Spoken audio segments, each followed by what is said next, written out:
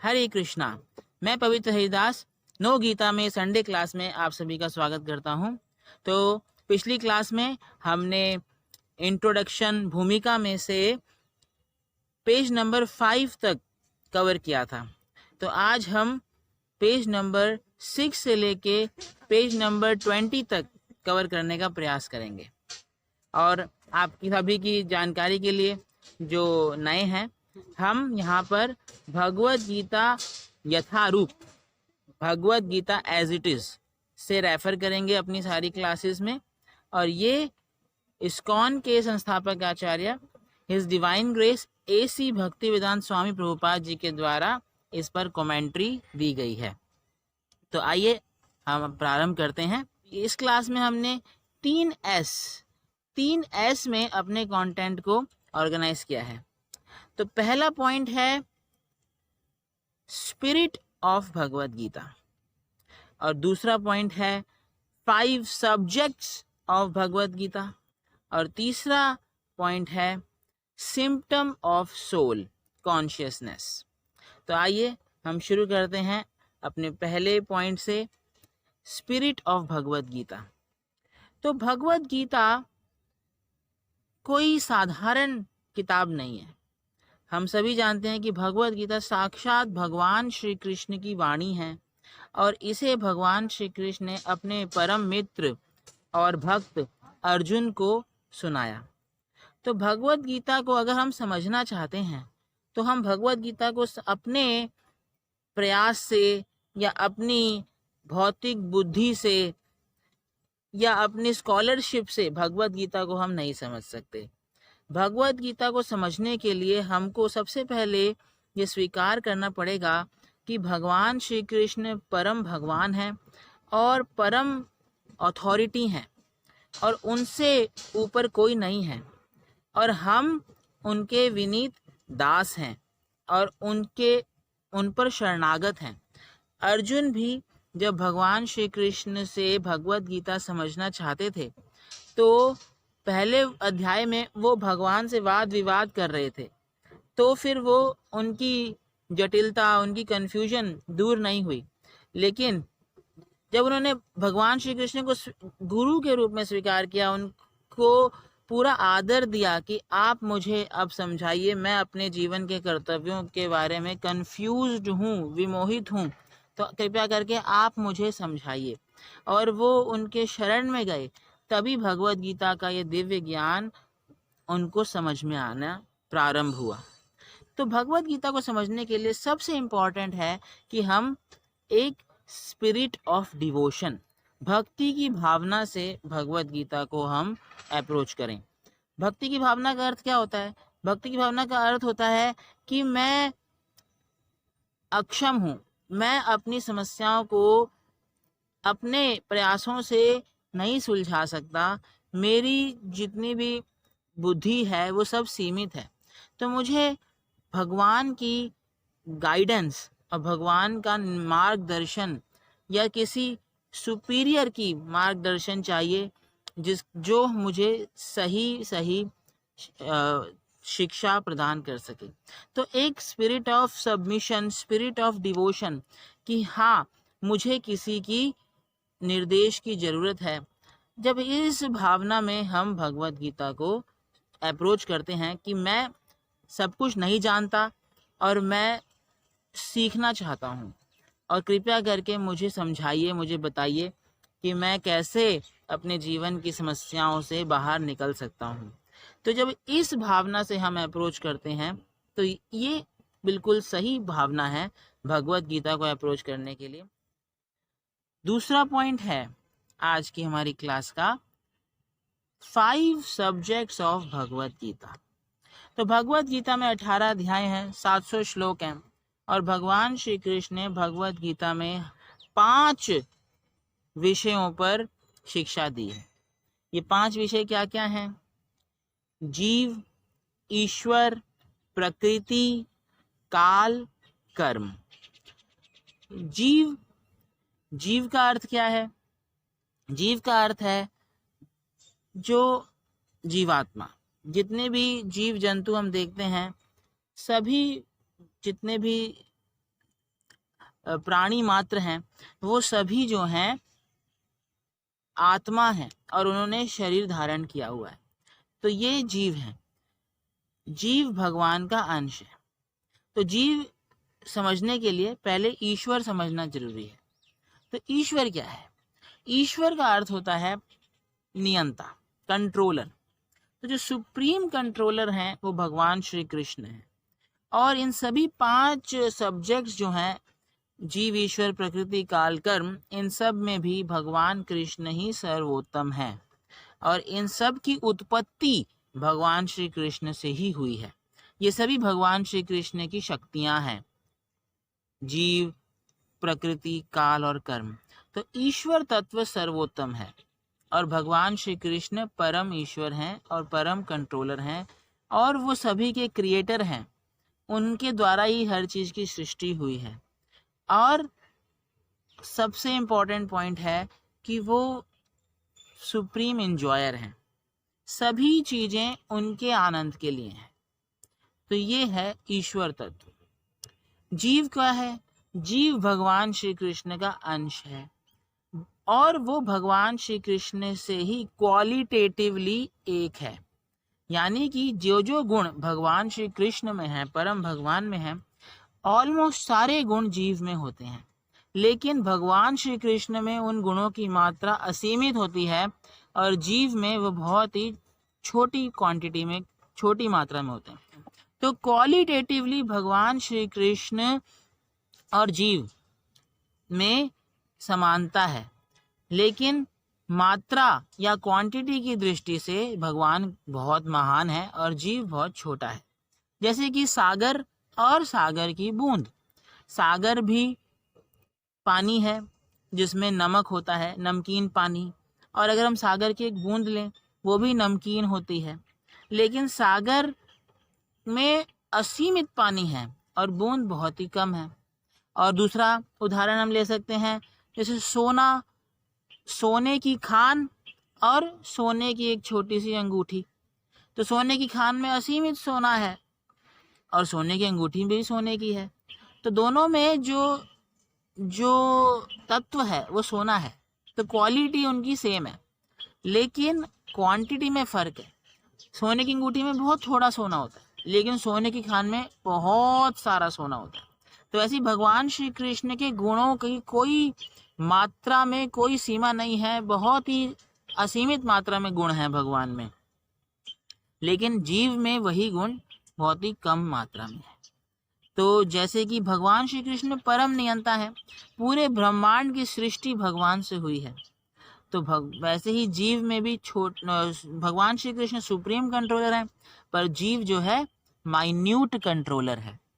जैसे हम भी कुछ कुछ कंट्रोल करते हैं, जैसे ये मोबाइल फ़ोन है हम कंट्रोल करते हैं, और हम अपनी बॉडी के भी किस हद तक हम अपने बॉडी को कंट्रोल करते हैं, उससे बहुत सारे काम कराते हैं। तो हम भी कुछ हद तक कंट्रोलर हैं, लेकिन हम सब सुप्रीम कंट्रोलर नहीं है। हम ये नहीं कह सकते कि हर चीज़ मेरे हिसाब से होगी।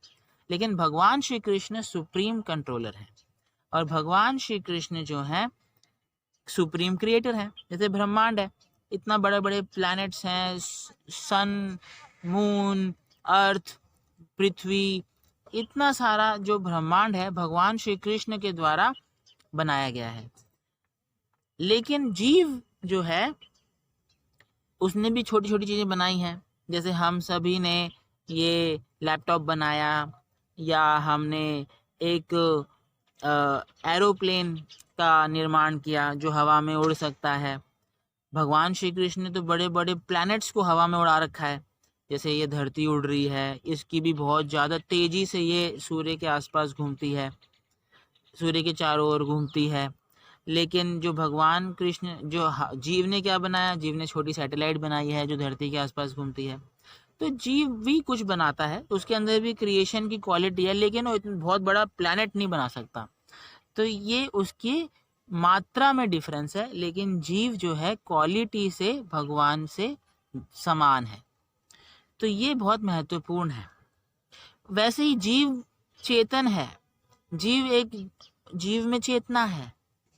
भगवान परम चेतना है, भगवान में सुप्रीम कॉन्शियसनेस है। जीव केवल अपने शरीर के बारे में ही चेतन है, अपने शरीर में क्या क्या हो रहा है जीव को पता चलता है। लेकिन भगवान श्री कृष्ण सभी सृष्टि मात्र के में कहाँ पे क्या हो रहा है उनको सब पता होता है। तो भगवान सुप्रीमली कॉन्शियस हैं और जीव अपना माइन्यूटली कॉन्शियस है, केवल अपनी बॉडी को ही जानता है। तो ये कुछ समानताएं और कुछ भिन्नताएं हैं जीव में और ईश्वर में। और प्रकृति क्या है? प्रकृति के बारे में 7वें अध्याय में बताया भगवान ने कि जो 5 तत्वों से बनता है ये भौतिक ब्रह्मांड। स्थूल तत्व 5 होते हैं, भूमि, जल, अग्नि, वायु, आकाश, अर्थ, वाटर, फायर, एयर, ईथर। इन 5 तत्वों से धरती, ये पूरी सृष्टि होती है। ये ग्रॉस तत्व हैं और सटल या सूक्ष्म तत्व भी होते हैं। तो इसके लिए श्लोक ये है, भूमि आपो नलो वायु खम मनो बुद्धिरेव च अहंकार इति यमे भिन्ना प्रकृतिरष्टधा। तो ये 5 तत्व, ये 5 स्थूल और 3 सूक्ष्म तत्वों से मिलकर 5 gross elements and 3 subtle elements, इनसे मिलकर पूरी सृष्टि होती है। तो ये भौतिक है, भौतिक सृष्टि है।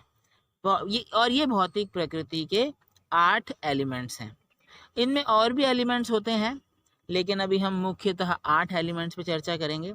तो भौतिक प्रकृति क्या है? भौतिक प्रकृति, जैसे भगवान कॉन्शियस हैं, सुप्रीमली कॉन्शियस हैं, जीव भी कॉन्शियस है लेकिन सुप्रीमली कॉन्शियस नहीं है। परंतु प्रकृति जो है वो अनकॉन्शियस है, प्रकृति कॉन्शियस नहीं होती। प्रकृति को चलाने के लिए किसी कॉन्शियस पर्सन की जरूरत है।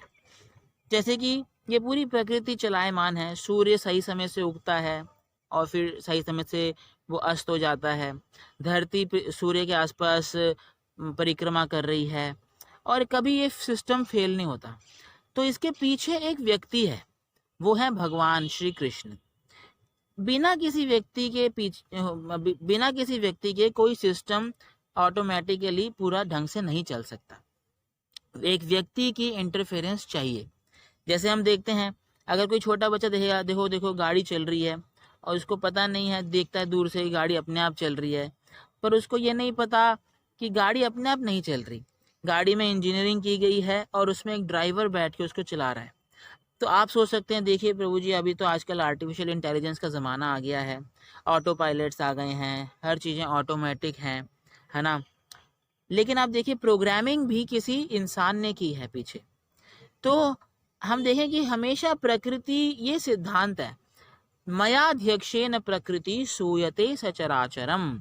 भगवान ये सिद्धांत दे रहे हैं कि प्रकृति निर्जीव है, प्रकृति अनकॉन्शियस है और उसको चलाने के लिए पीछे एक कॉन्शियस लिविंग एंटिटी की ज़रूरत है। तो चाहे हम भी प्रकृति को कंट्रोल करते हैं कुछ हद तक, जो जीव होते हैं, लेकिन वो सुप्रीम कंट्रोलर नहीं होते। और भगवान श्री कृष्ण सुप्रीम कंट्रोलर हैं और वो प्रकृति को सुप्रीमली कंट्रोल करते हैं। सारी प्रकृति उनकी अध्यक्षता में कार्य करती है। तो ये प्रकृति है। फिर है काल। काल क्या है? समय। समय और कर्म का बहुत संबंध है। प्रकृति जो है उसके 3 गुण होते हैं, सतोगुण, रजोगुण और तमोगुण। तो सतोगुण, रजोगुण, तमोगुण के ऊपर हम विशेष विस्तार से चर्चा करेंगे भगवत गीता के 14वें अध्याय में। लेकिन इन गुणों के प्रभाव से ही प्रभावित होकर सारे जीव अपने अपने कार्यों को करते हैं और काल के प्रभाव से सारे कार्य होते हैं। तो इसीलिए काल जो है वो टाइम है या समय है, जो सृष्टि से प्रारंभ से लेकर सृष्टि के अंत तक चीजों को चलायमान रखता है। ये भगवान की शक्ति है, काल शक्ति। और कर्म इसी के परिधि में, काल के अंतर्गत, काल की इन्फ्लुएंस में कर्म होते हैं और जो जीव अपने अपने गुणों के अनुसार, जिस गुण में वो प्रभावित है, उस गुण के अनुसार जीव कार्य करता है। तो ये थोड़ा टेक्निकल क्लास हो रहा है, थोड़ा धैर्य रखेगा।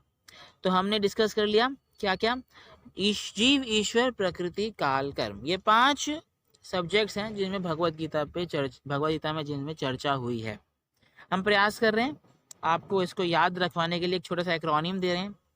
तो इसके लिए आप क्या कर सकते हैं, 2 वर्ड याद रख सकते हैं, जीव और नेचर। और जीव के पहले 2 अक्षर JI और नेचर के पहले 3 अक्षर NAT, तो इनको मिलाकर बन जाएगा JINAT। तो आपको पांचों सब्जेक्ट्स भगवत गीता के याद हो जाएंगे इससे। J फॉर जीव, I for Ishwar, N for nature यानी कि प्रकृति, A फॉर एक्टिविटीज यानी कि कर्म, एंड T फॉर टाइम यानी कि काल। तो जीव, ईश्वर, प्रकृति, काल, कर्म, ये भगवत गीता के 5 सब्जेक्ट्स हैं। अब तीसरा पॉइंट वो है symptom of soul, that is consciousness. तो आत्मा का क्या लक्षण है? आत्मा अगर किसी शरीर में है तो वो शरीर चेतन होगा, यानी कि चेतना आत्मा का लक्षण है। तो symptom of soul is consciousness. तो हम सभी जीवात्मा हैं, और जब तक इस शरीर में हम यहाँ पे हैं तब तक ये शरीर चलायमान रहता है, कॉन्शियस रहता है। और जैसे ही ये आत्मा शरीर से बाहर चली जाती है, ये शरीर जड़ हो जाता है, डेड। तो इसीलिए आत्मा की जो सिम्पटम है, लक्षण है, वो है कॉन्शियसनेस। तो कॉन्शियसनेस जो है जीव का बहुत ही एक इनसेपरेबल पार्ट है। और कॉन्शियसनेस जो है या तो प्योर हो सकती है या इम्प्योर हो सकती है। प्योर कॉन्शियसनेस क्या होती है? प्योर कॉन्शियसनेस होती है कि जब जीव अपनी नॉर्मल स्थिति में, जिस स्थिति में उसको ओरिजिनली वो जिस लिए बनाया गया था, उस स्थिति में, उस चेतना में जब वो कार्य करता है, तो उसे कहते हैं प्योर कॉन्शियसनेस। यानी कि जीव को बनाया गया था भगवान या ईश्वर की संतुष्टि के लिए। जीव जो है भगवान का अंश है, और अंश का कर्तव्य होता है जो उसके पूर्ण, जो जिसका वो अंश है, उसकी वो सेवा में लगे या उसको संतुष्ट करे। तो जीव जो है भगवान का अंश है, तो भगवान की संतुष्टि ही जीव का नॉर्मल कार्य है। तो प्योर कॉन्शियसनेस में जीव भगवान की इच्छा के अनुसार अपने कार्यों को करता है, तो इसे कहते हैं प्योर कॉन्शियसनेस। और इम्प्योर कॉन्शियसनेस क्या होती है कि जीव भगवान की इच्छा के अनुसार नहीं चलता, अपने मनमाने ढंग से चलता है और अपने हिसाब से भगवान को अवहेलना करते हुए चलता है, तो इसे कहते हैं इम्प्योर कॉन्शियसनेस। तो जितने भी जीव हम सब भौतिक संसार में बंधे हुए हैं, वो इस वजह से बंधे हुए हैं क्योंकि हम जो हैं भगवान के हिसाब से या भगवान श्री कृष्ण की शिक्षाओं के अनुसार नहीं चल पा रहे। लेकिन अभी भगवत गीता का अध्ययन इसीलिए करना है मनुष्य जीवन में, ताकि हम भगवान की शिक्षाओं के अनुसार चलना शुरू करें और अपनी चेतना को धीरे धीरे शुद्ध करें। देखिए, शुद्ध चेतना ये हम ऐसे समझ सकते हैं जैसे कि शुद्ध चीज है, जैसे कि रेन वाटर बिल्कुल प्योर होता है ना, क्यों बादल से आता है, ओशन से डिस्टिलेशन होता है, बिल्कुल प्योर हो जाता है वो, और बादल से आता है, प्योर होता है। जमीन पर टच होने से पहले रेन वाटर बिल्कुल प्योर होता है, और मतलब जिस स्थिति में वो बना था ओरिजिनली, उस स्थिति में होता है। परंतु जैसे ही वो जमीन पे आता है तो वो मिट्टी में मिल जाता है या मिट्टी के साथ कंटेमिनेट हो जाता है, उसके अंदर डस्ट पार्टिकल्स आ जाते हैं, तो वो दूषित हो जाते हैं। वैसे ही सारे जीव जो हैं भगवान की संतुष्टि के लिए बनाए गए थे, और जब वो भगवान की संतुष्टि में लगते हैं अपने क्रियाओं से, तो वो शुद्ध हैं। जैसे कि रेन वाटर जब तक आसमान में है, अपने ओरिजिनल स्थिति में है, तो वो शुद्ध है। लेकिन जैसे ही जीव जो है इस भावना में आ जाता है कि मेरे को भगवान के अनुसार नहीं चलना, स्वतंत्र मनमाने ढंग से अवहेलना करते हुए चलना है, तो जीव जो है इम्प्योर हो जाता है। वैसे ही जैसे कि रेन वाटर जब आसमान से गिर के ज़मीन में टच हो जाता है और उसमें कुछ कुछ डस्ट पार्टिकल्स या कंटेमिनेशन आ जाती है। तो इसीलिए अभी हमारी इम्प्योर कॉन्शियसनेस को प्यूरिफाई करने का ये जो मौका है, ये से केवल मनुष्य को ही मिल पाता है। तो हम सभी बहुत सौभाग्यशाली हैं कि हमें मनुष्य जीवन मिला है। केवल मनुष्य ही भगवत गीता पढ़कर समझ सकते हैं, इसलिए हम सभी को भगवत गीता को पढ़ना चाहिए, समझना चाहिए और इसको अपने जीवन में प्रैक्टिस करना चाहिए। तो आज हमने चर्चा की 3S। पहला, स्पिरिट ऑफ भगवत गीता, कि हमें किस भावना से भगवत गीता को अप्रोच करना चाहिए ताकि हम उसके इस आध्यात्मिक संदेश को समझ सकें। दूसरा, 5 सब्जेक्ट्स ऑफ भगवत गीता, भगवत गीता के 5 सब्जेक्ट्स। और तीसरा एस, सिम्पटम ऑफ सोल कॉन्शियसनेस, कि आत्मा का लक्षण चेतना। तो आप सभी का बहुत धन्यवाद। इस क्लास के ऊपर हम आपको क्विज भेजेंगे ताकि आप अपनी नॉलेज और अपनी लर्निंग टेस्ट कर सकें, और इस क्विज को आप भरकर हमको भेज सकते हैं। और इस क्लास के साथ साथ आप इंट्रोडक्शन या भूमिका का पेज नंबर 20 तक पढ़िएगा, तो आपको और अच्छे से स्पष्ट हो जाएगा जो भी हमने आज चर्चा की। आप सभी का बहुत धन्यवाद। हरे कृष्णा।